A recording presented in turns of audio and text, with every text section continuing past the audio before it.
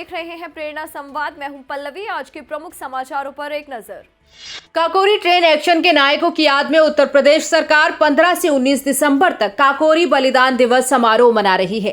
आजादी के अमृत वर्ष के कार्यक्रमों की कड़ी में गोरखपुर में 19 दिसंबर को देश का सबसे बड़ा ड्रोन शो होगा। ये आयोजन शाम 5 बजे महंत दिग्विजय नाथ स्मृति पार्क में किया जाएगा। 750 ड्रोन से होने वाले शो में बलिदानियों की शौर्य गाथा स्मरित कर उन्हें श्रद्धांजलि दी जाएगी। प्रथम स्वातंत्र्य समर 1857 से लेकर 15 अगस्त 1947 तक के विभिन्न घटनाक्रमों और इससे जुड़े क्रांतिवीरों का चित्रमय वर्णन किया जाएगा। इसमें आकाश में एक साथ 750 ड्रोन के माध्यम से संगीत, लेजर लाइट तथा रंग बिरंगी कलाबाजियों को प्रस्तुत किया जाएगा।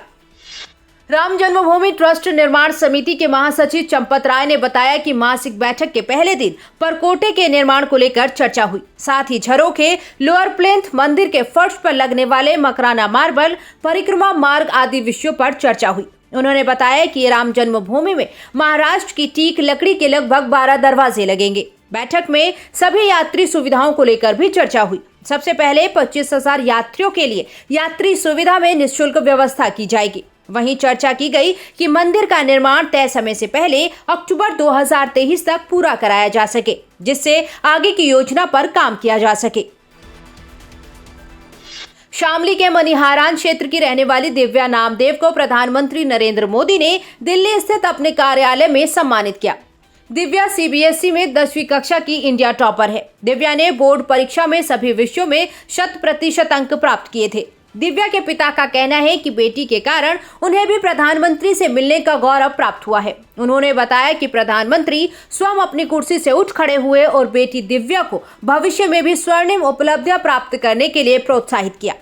उत्तराखंड सरकार ने एक जिला दो उत्पाद यानी ODTP योजना शुरू की है। इसका उद्देश्य राज्य के सभी 13 जिलों के स्थानीय उत्पादों को अंतर्राष्ट्रीय बाजार में पहचान दिलाना है। ODTP के अंतर्गत राज्य के उद्यमियों को MSME नीति के अंतर्गत मिलने वाले लाभ के साथ ही skill development, design development, common service centre, training, logistic आदि की सहायता मिलेगी।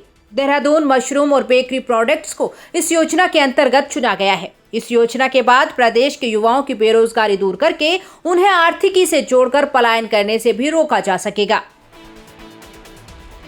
विद्यार्थियों को प्रकृति में उपस्थित विभिन्न प्रकार की वनस्पतियों से परिचित कराने के लिए कई प्रयोग किए जा रहे हैं। वनस्पतियों को स्कूल परिसर में लगाने के साथ ही विद्यार्थियों को भी उसमें जोड़ा गया है।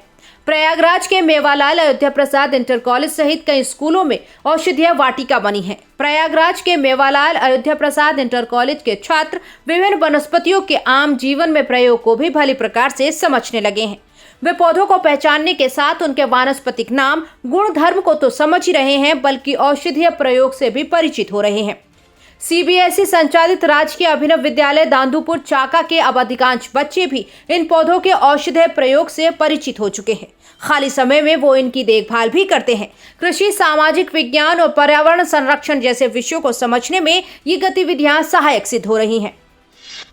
अब एक नजर आज की प्रमुख सुर्खियों पर। ओम के उच्चारण से दूर भागता है तनाव, लखनऊ के वैज्ञानिकों की रिसर्च में हुआ सिद्ध। हरिद्वार के मदरसा टीचर ने छात्र के सिर को पटका, डेस्क पर फिर लड़ाया ब्लैक बोर्ड से। 9 वर्षीय छात्र की मौत के बाद टीचर जिशान गिरफ्तार। काशी में किचन के कूड़े से कमाई करेगा नगर निगम, गोवा की तर्ज पर होगा कूड़ा प्रबंधन। पहाड़ के युवा बन रहे आत्मनिर्भर, चमोली में वरदान साबित हो रही है होम स्टे योजना। सिंगापुर की कंपनी एशियल कैपिटल नोएडा और ग्रेटर नोएडा में बनाएगी 8,000 करोड़ में डेटा सेंटर। MOU साइन, 2,000 लोगों को मिलेगी जॉब। आज के समाचारों में इतना ही। फिर लेकर आएंगे कुछ नए समाचार। तब तक के लिए नमस्कार।